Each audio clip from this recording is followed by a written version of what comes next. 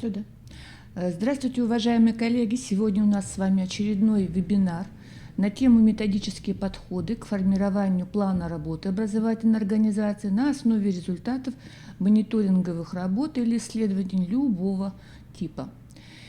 Основано будет наше с вами общение на выборке недавно проведенных в конце мая республиканских, региональных, проверочных работ по предметам учебным информатика и КТ, обществознание, а также иностранный язык. Данная выборка была проведена по приказу Министерства 30 мая 2019 года. Тогда же вышел приказ об итогах проведения региональных проверочных работ. Как вы видите, в них участвовали не все обучающиеся, а только 8 и 10 классов. Выборка была достаточно значительной, в ней приняли участие около 9 тысяч обучающихся, около 260 муниципальных и государственных образовательных организаций республики. Итак, результаты региональных проверочных работ. Для начала, что проверялось? Поскольку 8 классы у нас с вами уже находятся в реализации стандартов, федеральных государственных стандартов, а 10 классы пока находятся еще в реализации федерального компонента государственных образовательных стандартов, то, соответственно, и кодификаторы, спецификации, планируемые результаты были построены в соответствии с уровнем образования и с уровнем того, и с тем стандартом, на который они опирались. Краткие итоги. Перед вами таблица, с названиями муниципальных образований, а также тех 5 государственных образовательных организаций, которые участвовали в мониторинге. Здесь указан средний процент региональных проверочных работ, то есть здесь и иностранный язык, и обществознание, и информатика, все вместе. И как вы видите, на первых местах у нас находятся МО Воркута, МО Сысольский и МО Ухта. Средний же процент выполнения региональных проверочных работ 69 по Республике Коми. По 5 государственным образовательным организациям средний результат 67,2%. Итак, давайте мы с вами поговорим о результатах обучающихся по учебному предмету, предметной области иностранные языки. В одной табличке вы видите переведенные баллы в школьные отметки в соответствии с тем расчетом, который, видимо, был дан обучающимся или, во всяком случае, педагогам известен. И, конечно же, вот этот желтый столбик 62% неудовлетворительных отметок по предметам английский, французский и немецкий языки. Конечно, это ошеломляющая вещь. Количество оптимальных, удовлетворительных, допустимых отметок получается около меньше 40%. И, конечно же, этот результат не радует. Но давайте посмотрим на другую табличку. Там, где уже по языкам конкретно английский, французский и немецкий. Посмотрите, там покрашены желтым двоечки, синим, голубым троечки, и оптимальные результаты таким малиновым цветом. Получается, что наихудшие результаты у французского и английского языка. У немецкого языка только 5-я часть обучающихся, которые приняли участие в выборочном исследовании, получили неудовлетворительные результаты. Ну, количество остальных результатов, какое есть, нас, конечно, интересует именно вот этот вот провал, можно сказать, по иностранным языкам. Ну и опять же, вы понимаете, что есть задания, есть баллы, за которые получают обучающиеся, когда выполняют задания, и есть перевод этих баллов в школьную отметку. Как раз перевод баллов в школьную отметку, он, в общем-то, достаточно субъективен. В государственных федеральных образовательных стандартах сказано, что 50% можно считать, что это уже результат, базовый уровень освоен. Я полагаю, что здесь тоже исходили из этого же, вот этой отметочки 50%. Нас же интересует, что именно стало проблемным в предметной области иностранный язык. Итак, посмотрите, какие группы заданий были даны обучающимся по этим языкам. Итак, первые 10 заданий примерно были основаны на чтении и понимании содержания текстов.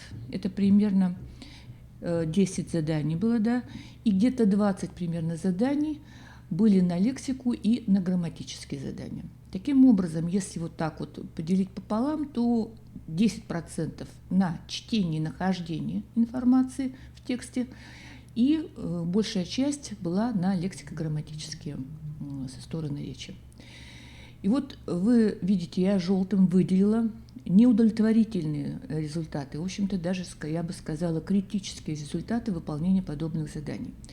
Зеленым таким приятным цветом я выделила хорошие результаты, и они прежде всего касаются как раз первых заданий по чтению и нахождению в текстах некой информации и пониманию просто содержания текстов. Таким образом, наши дети по языкам неплохо научены, видите, среднее значение 66%, 53%, значит, если суммировать, то где-то в пределах 60% дети, в принципе, понимают то, что они читают в тексте, умеют находить необходимую информацию. Я не видела, конечно, КИМов, к сожалению, потому что вся эта, значит, исследование проходило в режиме онлайн. Но я так примерно представляю себе подобного рода тесты. Скорее всего, там не были продуктивные вопросы, а только репродуктивные. То есть найти определенную информацию и дать ответ. И, как видите, наши дети с такой работой справляются достаточно хорошо. Однако же результаты работы с лексикой и с грамматикой в каком-либо тексте как раз-таки вызывают вопросы. Посмотрите, по французскому языку даже 0,5%, где-то в диапазоне половины процентов выполнены задания, связанные с грамматическими формами частей речи. И с лексикой тоже примерно 0,5%. В немецком языке результаты лучше всех, скажем так. С лексикой даже 62% допустимый такой, значит, результат. И низкий результат, меньше 50%, это по грамматике. Все остальные, все ниже 50%. Итак, я внизу написала выводы. Значит, по французскому языку на удовлетворительном или допустимом уровне находится достижение планируемых результатов, относящихся к речевой деятельности, к чтению. На критическом уровне находится достижение планируемых результатов, связанных с лексической и грамматической сторонами речи. В немецком языке на удовлетворительном уровне находятся результаты, тоже относящиеся к речевой деятельности, к чтению, и работа с лексической стороной речи. Но на низком уровне грамматическая сторона речи. На английском языке тоже на низком уровне находится грамматика и лексика. Таким образом, общие проблемы мы видим по, значит, преподаванию иностранных языков французского, немецкого и английского в Республике Коми. Какие могут быть здесь методические решения, когда мы видим такие результаты? Ну, во-первых, конечно, каждая школа должна провести экспертизу учебно-методическое обеспечение образовательной деятельности по учебному предмету. То есть, если изучается немецкий язык, или английский, или французский, то какой учебно-методический комплект использует учитель, в какой степени он вообще использует его. Второе. Это экспертиза рабочих программ учебных предметов, а также календарно-тематического планирования. То есть, в какой, значит, процентном соотношении находятся темы, связанные с лексикой и грамматикой в календарно-тематическом планировании, сколько тематических зачетов запланировано в рабочей программе учебного предмета. Далее, просто посмотреть, есть ли вообще дидактические единицы в рабочей программе, относящиеся к тем планируемым результатам, достижения которых находятся на низком или критическом уровнях. Обязательно нужно подвергнуть экспертизе приложения к рабочим учебным программам, то есть оценочные материалы для контроля достижения планируемых результатов. Надо посмотреть их качество, нужно посмотреть их количество, нужно посмотреть, насколько разнообразны формы тематических зачетов, которые предусмотрены на рабочей программе. Ну и, конечно, пойти на уроки. Таким образом, вот эти решения, методические решения, это в каждой школе, которая получила свои индивидуальные результаты, но вот эти все пункты, перечисленные мною, их необходимо сделать. Информатика и ИКТ, 10 классы. 3500 учащихся участвовали в этой выборке. Из них двойки получили только 417 обучающихся, а более 2000 обучающихся получили четверки, пятерки. Прекрасный результат по сравнению с иностранными языками. В одной из табличек вы видите те элементы содержания, которые были решены наиболее удачно. Хотя 80%, как видите, никто не достиг.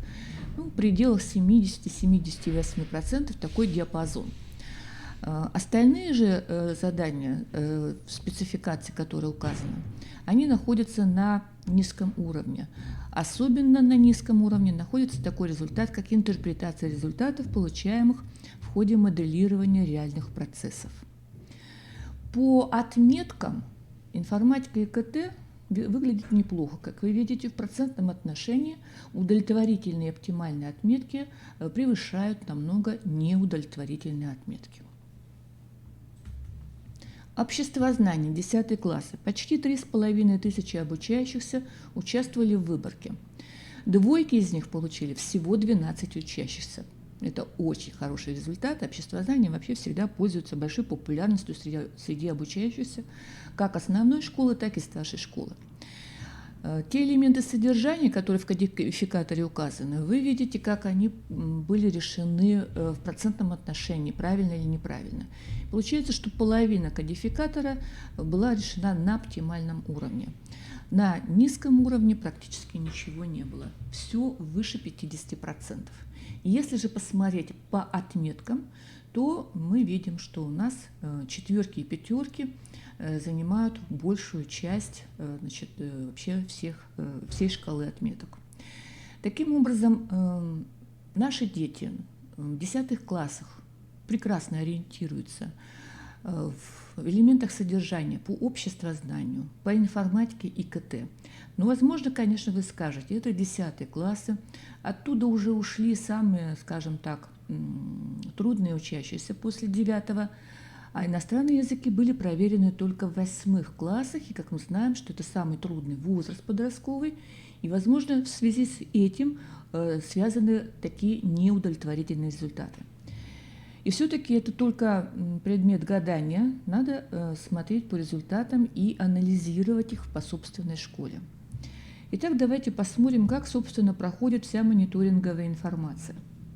Итак, поскольку уровень у нас мониторинга был региональный, республиканский, приказ у нас выпустило наше Министерство образования и молодежной политики, то, разумеется, Министерство образования владеет обобщенной информацией в освоении общеобразовательных программ по учебным предметам.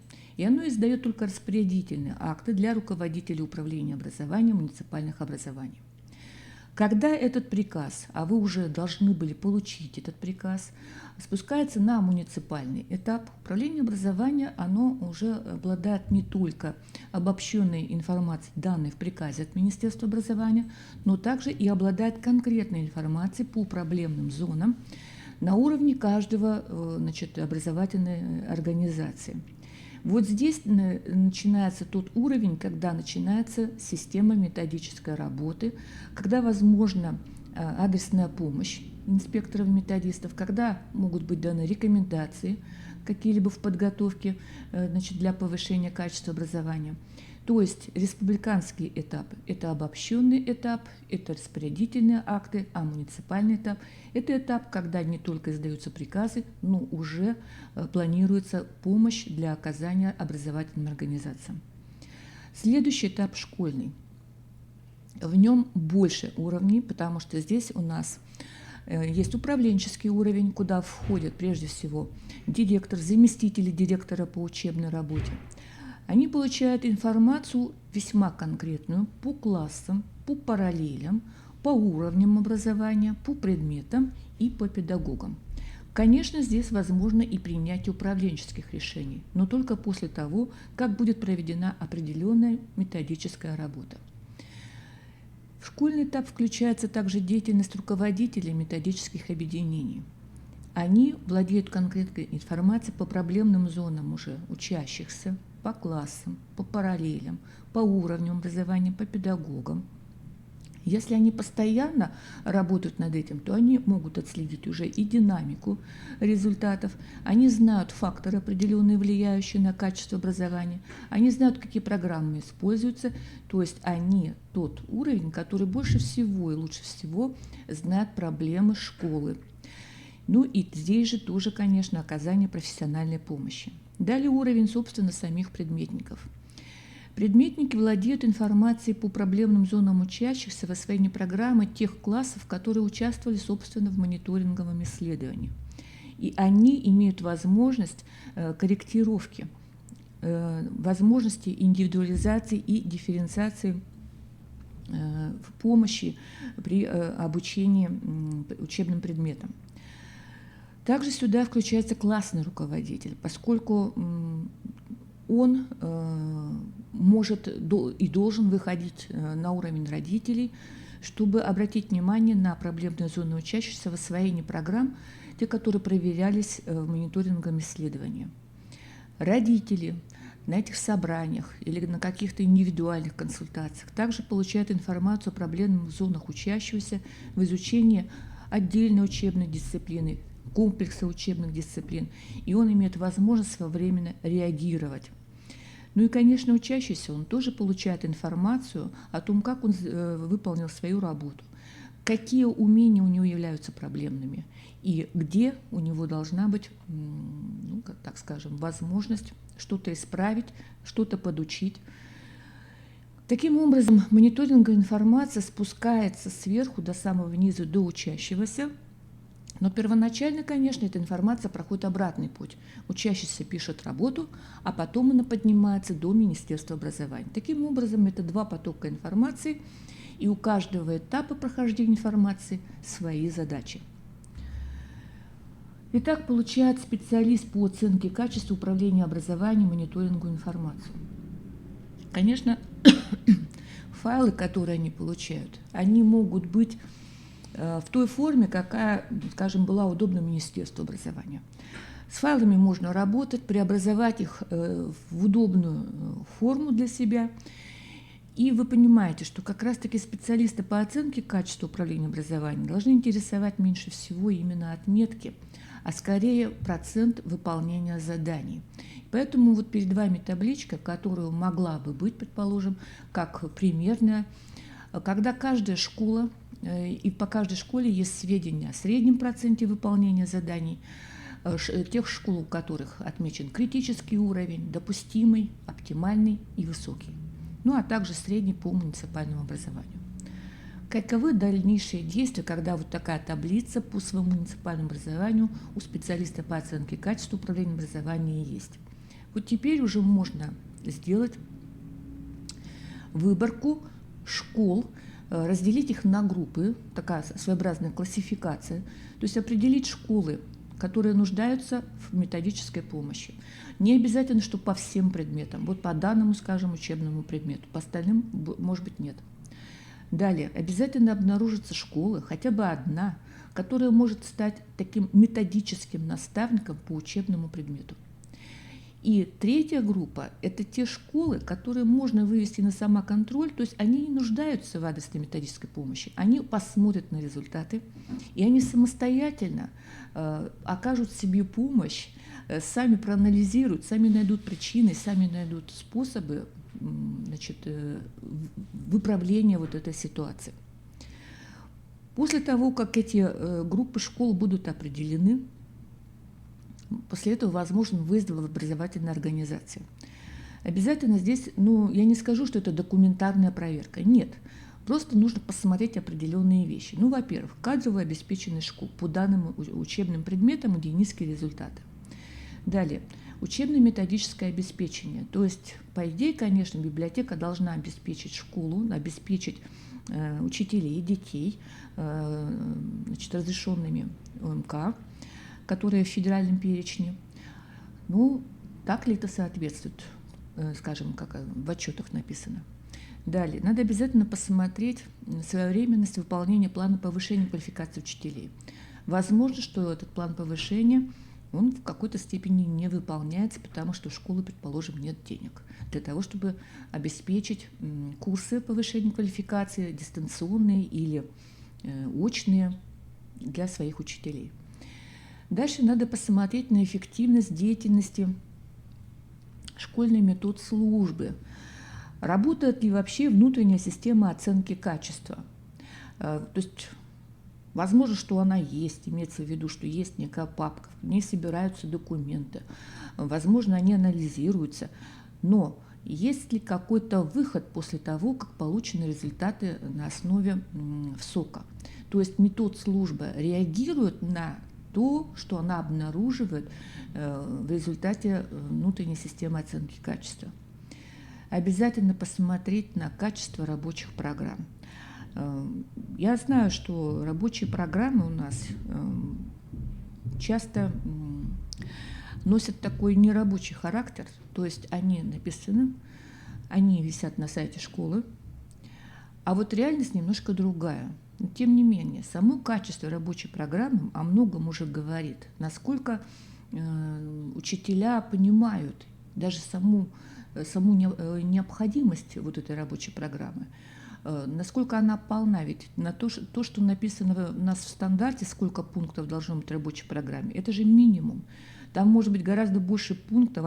Эта программа может быть так наработана, что действительно учтено абсолютно все. Дальше. Часто бывает, что КТП и рабочая программа не совпадают. То есть рабочая программа написана, предположим, учителем, а КТП взято из интернета. Это тоже возможно. То есть КТП и рабочая программа, дидактические единицы должны дружить, они должны совпадать. Далее. Нужно посмотреть на особенности оценочной политики школы. Это очень важно. Как вы знаете, у нас по статье 28 Закона об образовании Российской Федерации компетенция образовательной организации, собственно, дана на откуп школы оценочная политика. Как мы выставляем отметки, на каких основаниях, сколько этих отметок, содержание отметки 2, 3, 4, 5. Каждая школа решает сама. И поэтому, безусловно, те образовательные организации, которые участвовали, скажем, вот в этой мониторинговом исследовании, неважно, может быть, не в этом. Только что у нас недавно прошли всероссийские проверочные работы. Возможно, получена будет информация по всероссийским проверочным работам.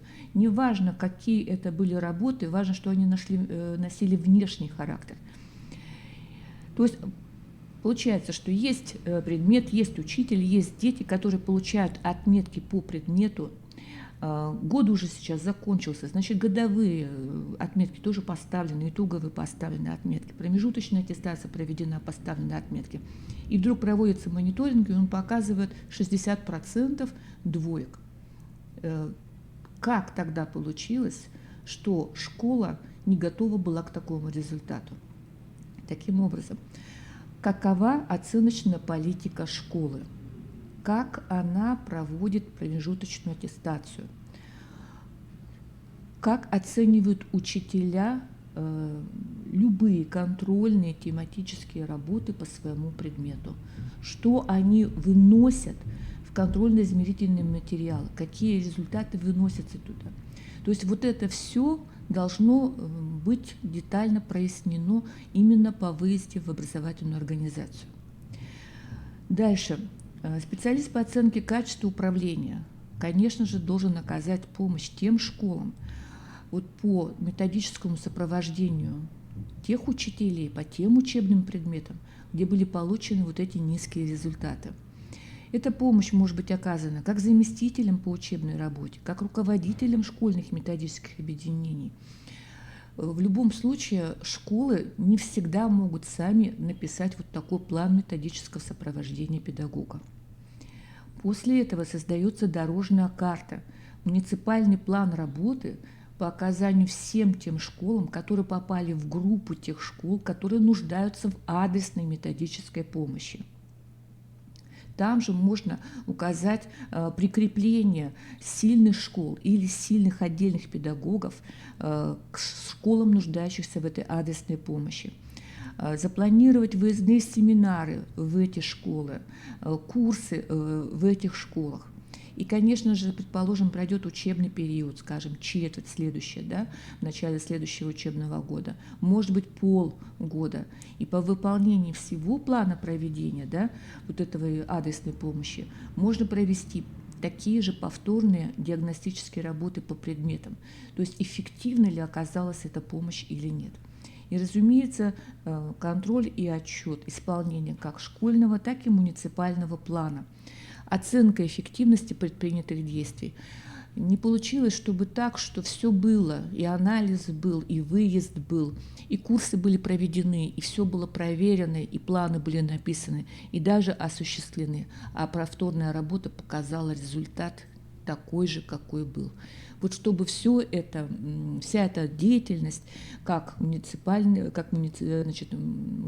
управление образования, как руководителей школы, она должна дать положительный эффект. То есть дети с критическим уровнем выполнения, их детей, количество этих детей должно как минимум уменьшиться, или даже исчезнуть. Каковы будут действия на уровне специалиста по оценке качества или заместителя директора по учебной работе? Точно такая же таблица, только уже она может идти по педагогам. Не по классам, коллеги, а именно по педагогам. То есть педагог, работавший в таких классах, и посмотреть, как у него выполнили эти классы, вот эти мониторинговые работы. Здесь, конечно, должна быть привлечена разная информация. То есть и оценки за учебные периоды, скажем, за четверти или за триместры, отметки за промежуточную аттестацию, отметки итоговые за год.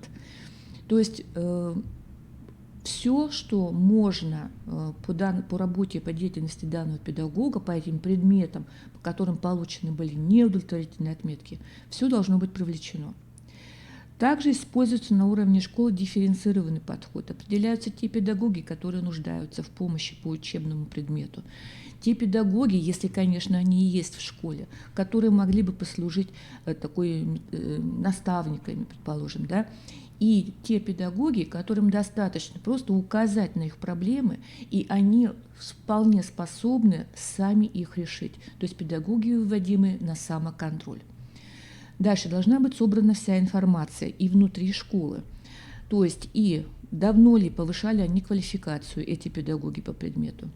Как я уже сказала, качество и успеваемость обучающихся по учебному предмету. Даже по освоению других предметов в данной предметной области. Не может быть так, скажем, предположим, по обществознанию все пятерки, по истории все тройки и двойки. Это одна предметная область. Дальше. Обязательно посмотреть на качество используемых КИМ. Я немножко остановлюсь на этом. Дело в том, что контрольные измерительные материалы, а именно тесты закрытой и открытой формы, уже давно вошли в нашу жизнь.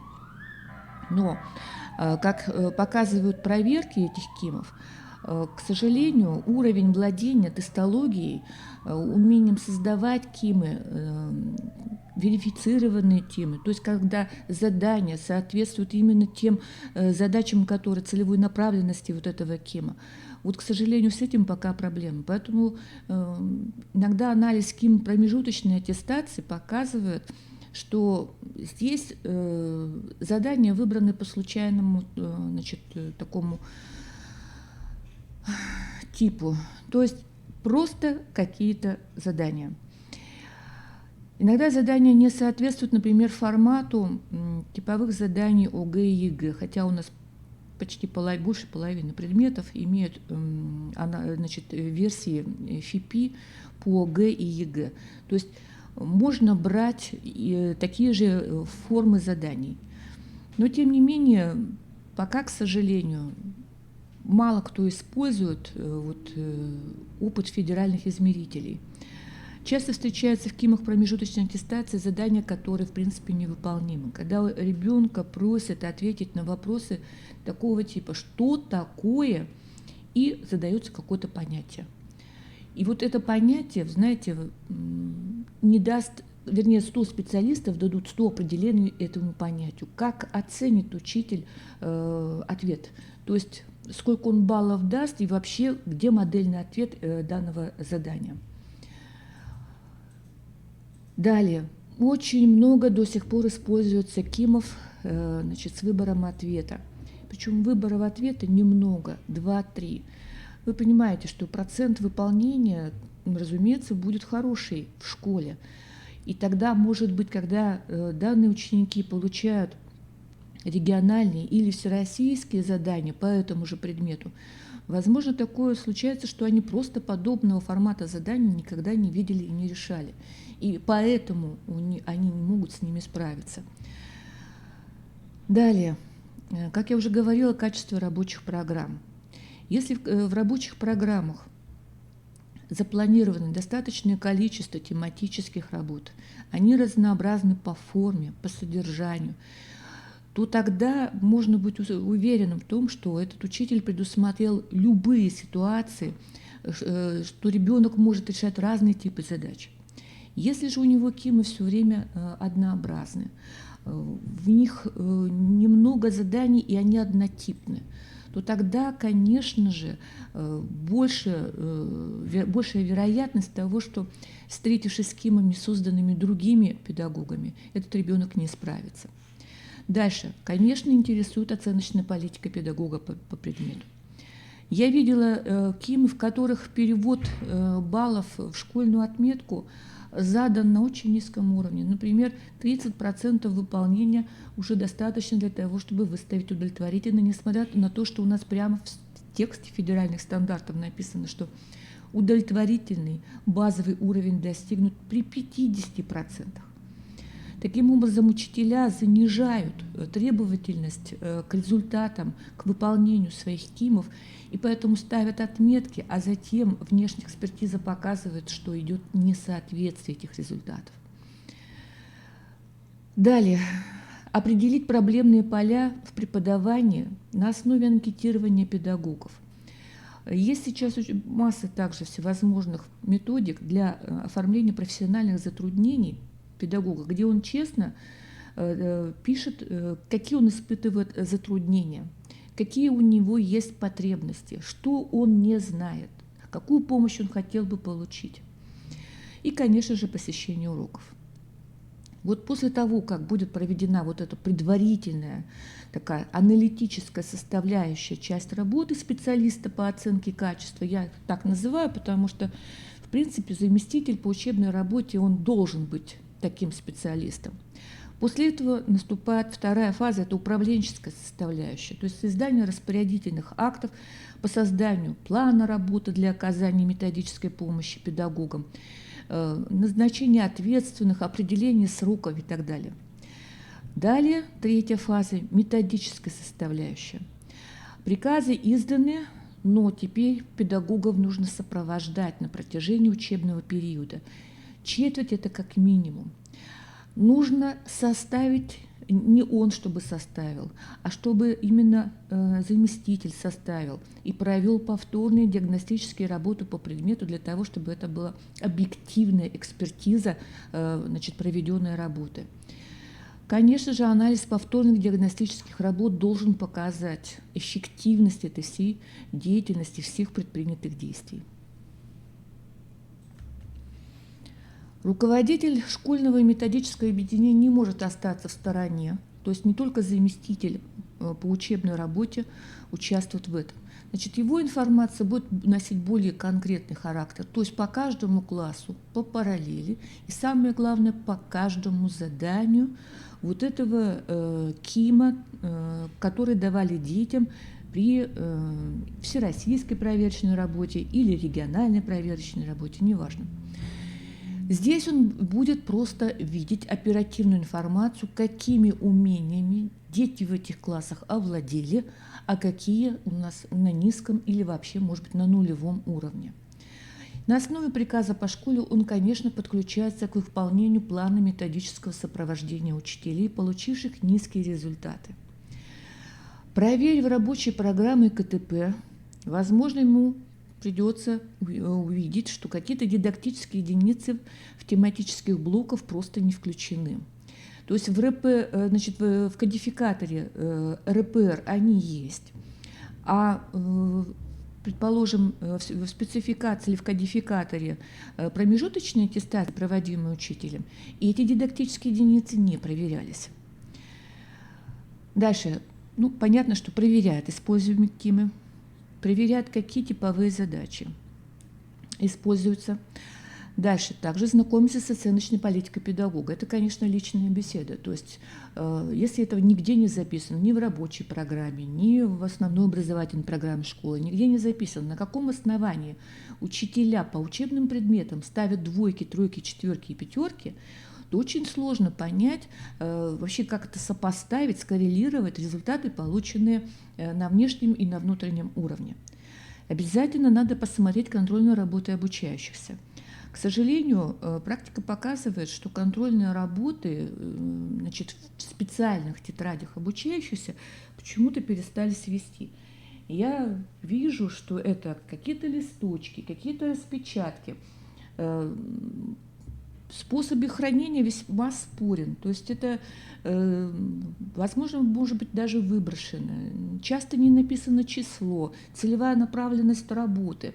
То есть, понимаете, вот родитель потом вправе прийти и сказать: покажите мне, пожалуйста, все контрольные работы, которые выполнял за год мой ребенок. Я хочу посмотреть, какие он ошибки допускал и какие отметки получал. И что покажет учитель? У него нет контрольной тетради, которая бы как раз собрала вот за последний учебный год все контрольные работы, все тесты, все письменные работы, сочинения, то есть все. Пора, я думаю, вернуть вот такие контрольные тетради обучающихся для того, чтобы информация где-то хранилась. Как минимум, вот я знаю, что в старшей школе за 2 года контрольные тетради точно должны сохраняться, потому что родители перед ГИА приходят и говорят: покажите мне тетради, покажите мне все промежуточные аттестации, я хочу быть уверен в том, что вы говорите, что мой ребенок действительно всегда выполнял на не очень высоком уровне все ваши проверочные работы, предположим, тестовой части ЕГЭ. Поэтому вот все эти результаты могли бы быть предоставлены родителям.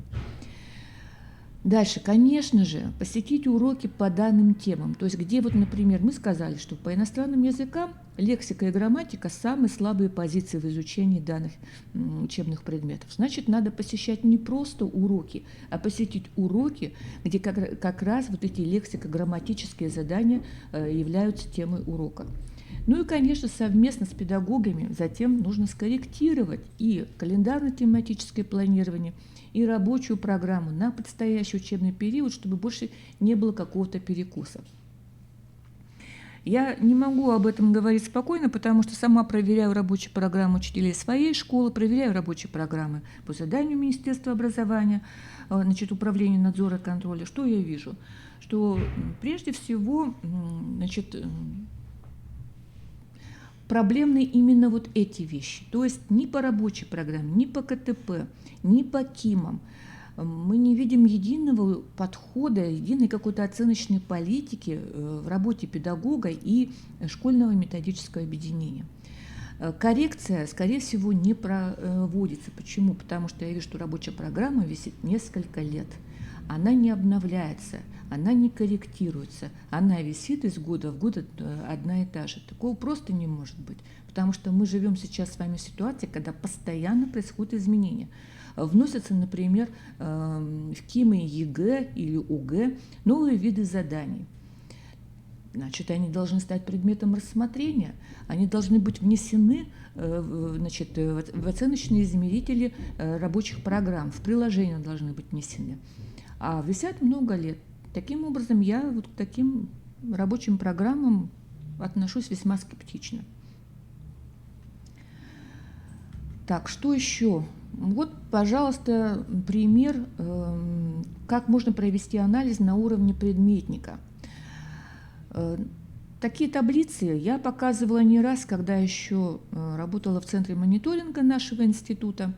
Это так называемые мониторинговые таблицы, когда фамилии и выполнение, невыполнение по заданиям указано по вертикали, по горизонтали.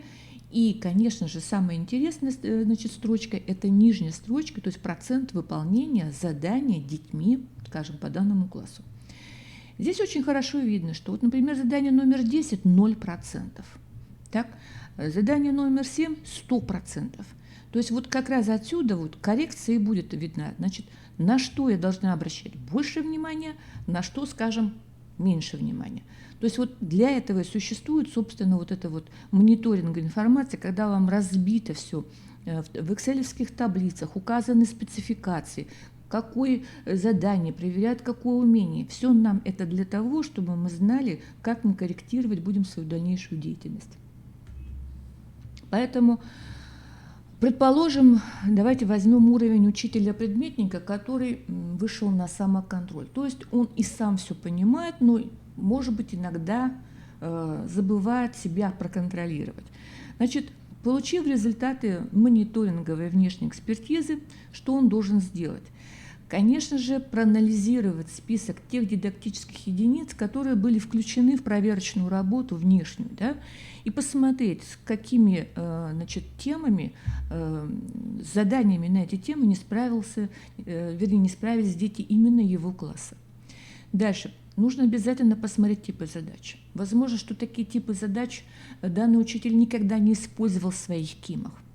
Далее, он, конечно, должен все допущенные ошибки сгруппировать, классифицировать их, то есть посмотреть, какие именно задания вызвали наибольший процент ошибок. И, конечно же, предположить причины ошибочных ответов. Далее, по классу он должен на основе таблицы, которая была на предыдущем слайде, определить учащихся, имеющих низкий и критический процент выполнения.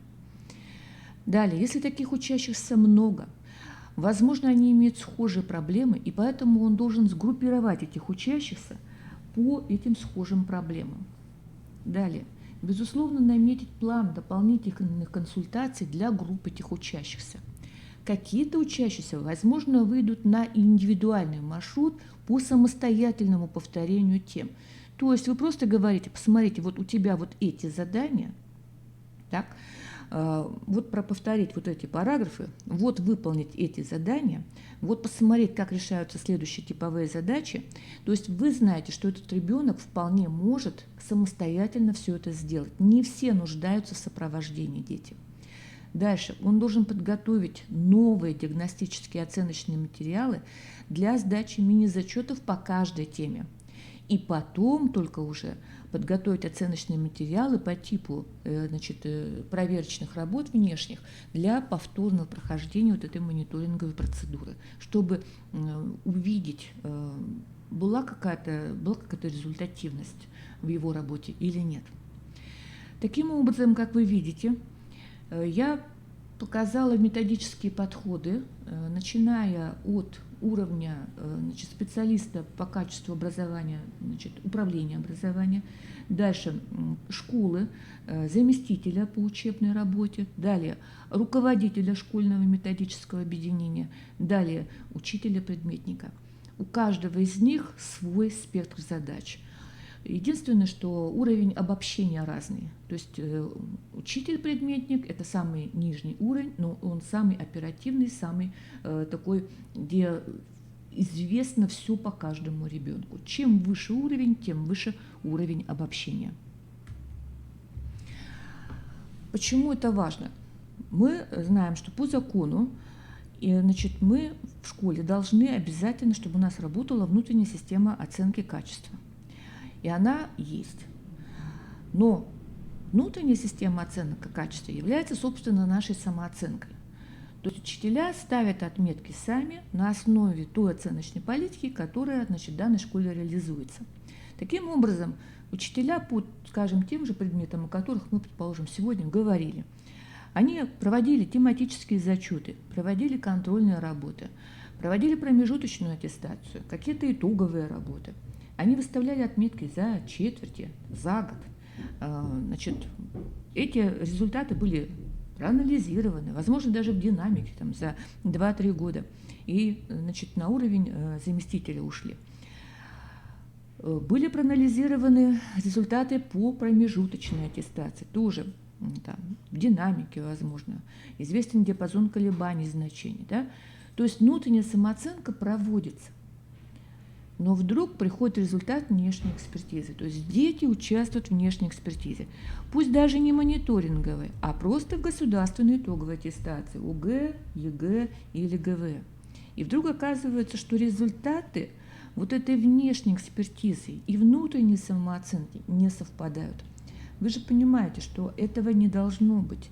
Они должны быть максимально приближены. То есть результаты мониторинговых исследований любого уровня, федерального, регионального, муниципального уровня, так, по процентам выполнения, не по отметкам, а процентам выполнения вот этих работ должны быть приближены к процентам выполнения работ внутришкольных. Для этого, собственно, и проводится вот эта экспертиза. Давайте посмотрим, что чаще всего во внутренней самооценке образовательной организации выносится на первый план. Ну, качество знаний, сейчас уже мало используется данный термин, но мы все одинаково понимаем, то есть это качество знаний, то есть это оптимальные отметки, обучающиеся по учебным предметам, ну, за 5 лет, может быть, за 3 года, да. Далее, динамика этого же качества обучения. На педсовете августовском вы видите перед собой диаграммы того, как улучшилось, ухудшилось или стабильно проходит качество, значит, обучения по каким-то учебным предметам, в целом по уровню образования, в целом по школе. Дальше рассматриваются результаты по успеваемости, количество повторников, количество двоечников, количество условно переведенных в другой на следующий год обучения, динамика этой успеваемости. Некоторые используют средний балл по учебным предметам, некоторые, значит, очень качественно рассматривают и уровень обучения, и, значит, параллели, и по классам, и за много лет сразу. То есть действительно самооценка выходит на высоком уровне. Но все дело в том, что вот все, что мною перечислено, оно основывается только на одной вещи – на отметках, которые ставят учителя. Но если отметки ставят учителя не в единой оценочной политике, а у каждого учителя собственное понимание того, что такое 2, 3, 4, 5, то тогда вот эти все наши показатели с вами ничего, наверное, не стоят. Поэтому я бы рекомендовала все-таки вот то, что красным выделено, использовать в своем анализе проценты выполнения контрольных работ, хоть промежуточной аттестации, хоть контрольных четвертных работ, годовых каких-то итоговых работ. Дальше проценты выполнения групп проверяемых планируемых результатов. Группы есть почти у всех. Ну, например, у филологов группа результатов проверяемых умений в рамках коммуникативной компетенции, в рамках лингвистической компетенции, в рамках языковой компетенции. Значит, то есть у каждого предмета есть те проверяемые результаты, которые можно сгруппировать в несколько групп. Ну и, конечно, процент выполнения каждого проверяемого планируемого результата. Дальше. Есть еще такие вещи, как относительное качество знаний, уровень дидактической доступности обучения. Есть стратиграфический анализ. Это когда весь ученический коллектив послойно описывается, сколько там с 1 тройкой, сколько там, значит, с 2 тройками, сколько с 1 четверкой. И таким образом вы видите вот весь свой ученический коллектив школы, вот как он есть. То есть когда не по отдельному предмету, а сразу берется общие результаты данного ученика. То есть есть множество подходов во внутренней самооценке образовательной организации. Нужно найти те, которые наиболее информативны и наиболее близки к реальности, чтобы вот не было удивления, когда приходят результаты мониторинговой информации.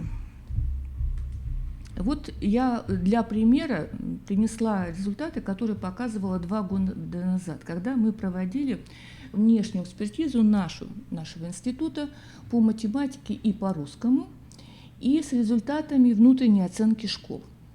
Вот смотрите, Сопоставление оценок, значит, оптимальные результаты диагностических работ третьих, восьмых и десятых классах, то есть предвыпускные классы каждого уровня образования. То есть диагностические работы в третьих классах 47% оптимальный результат, а качество обучения, то есть те же оптимальные результаты, выставленные самой школой этим же детям 57%, значит, разница в 10%. Дальше, успеваемость, то есть количество обучающихся, которые справились с выполнением диагностических работ, значит, 92 или 3%, плохо видно, а вот успеваемость по самооценке школы примерно такая же. Таким образом, как мы видим, по третьим классам результаты, в общем-то, коррелируют. Затем посмотрим восьмые классы. Вы видите, выделено у меня кружочком желтым, результаты оптимальные диагностических работ очень низкие, 17%, зато внутренняя оценка школы 45%. Далее, успеваемость, значит, по результатам внешней экспертизы, значит, 74%, а по самооценке школы двоечников не так уж много, 91% успевающих. Таким образом, в среднем, значит, вернее, в основной школе разброс, диапазон значений наиболее заметен. Здесь явно очень такая вот неоднозначная картина. В 10 классе тоже, как мы видим, успеваемость коррелирует. Результаты оптимальных, значит, результатов, можно тоже сказать, они примерно похожи на результаты третьих классов, более-менее выправлены. Это вот по русскому языку. По математике, посмотрите, картина какая. Здесь как раз качество выполнения работ выше, чем отметки, которые ставят по математике учителя своим детям. Таким образом, получается, что работы, выполненные внешней экспертизы, были на 81%, а пятерочников, четверочников в этих классах у этих детей всего лишь 54%. И здесь, конечно же, речь идет о том, что то ли работы были легкие по математике, то ли что.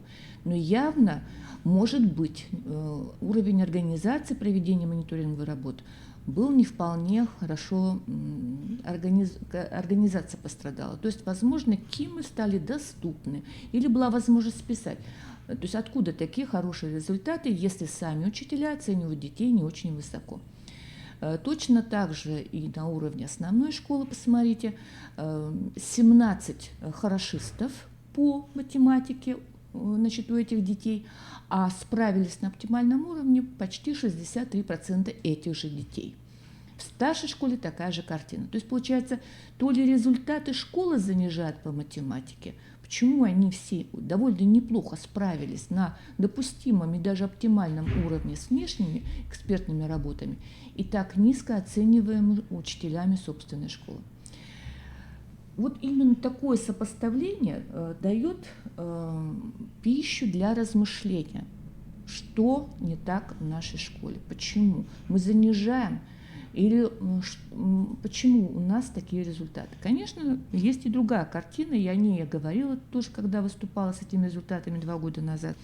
Это когда прекрасные проценты качества обучения по предметам учебным, ну, брали в основном, конечно, главные предметы наши, это русский и математику, и получается, что у детей прекрасные результаты.